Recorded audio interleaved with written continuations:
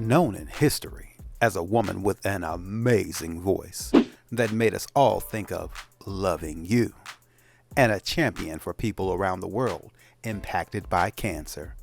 Today's story is one of success and sadness. Just hearing some of her music and the notes she would hit while singing were out of this world.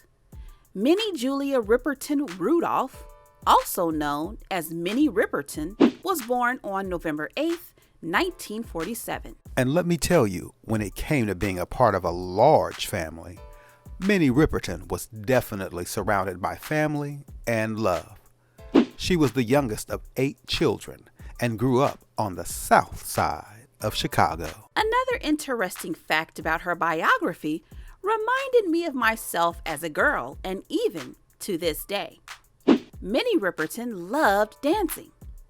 As a child, Minnie studied music, ballet, and drama at Lincoln Center in Chicago and was trained to become an opera singer. An interesting fact about training for opera is during that time in history, R&B and soul was taking off, and being a young girl influenced by the culture, Minnie wanted to be a part of it.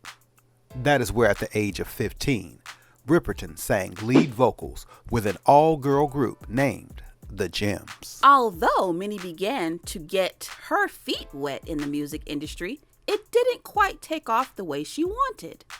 Unfortunately, little success came to the group, but being a part of the group did end up helping Riperton's career. That's right.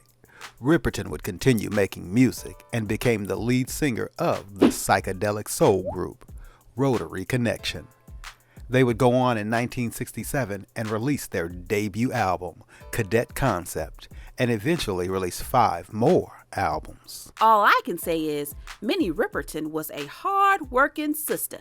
She wouldn't take no for an answer and would eventually get her time to shine with a solo career. In 1970, Riperton released her debut solo album, Come to My Garden, on GRT Records. Interestingly enough, although she did not receive a ton of commercial success, it was quietly known by many music critics as a masterpiece. Now, like Mrs. Erica just said, Minnie Riperton was a hard-working woman, and that is where at that point in her career, she needed a break. Riperton would end up taking a 2-year hiatus with her husband, composer, and record producer, Richard Rudolph, whom she married in 1969. Of course, we all want to work hard and do big things, but there is definitely nothing wrong with taking a break to recharge. Now, moving into this next interesting fact about Minnie Riperton, she worked with a musical legend. Oh, I know this fact.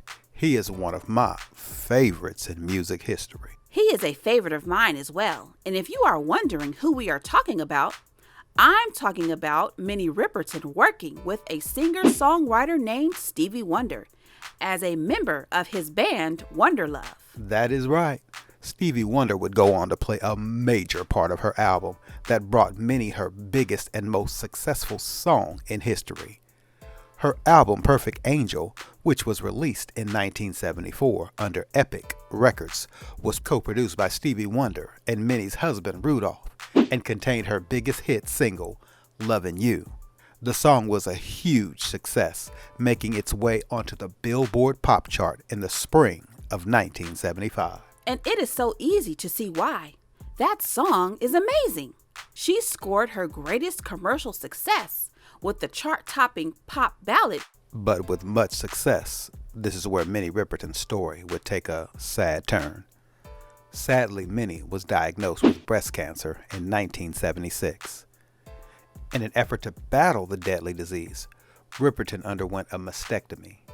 An amazing part about her story is even though Minnie Riperton was battling cancer, that didn't stop her from sharing her talents with the world as she continued touring through 1978. That is right.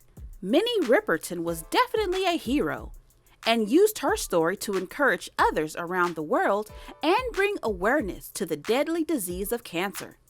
Minnie became a spokesperson for the American Cancer Society campaign from 1978 to 1979. Being so courageous while battling cancer, her efforts wouldn't go unnoticed.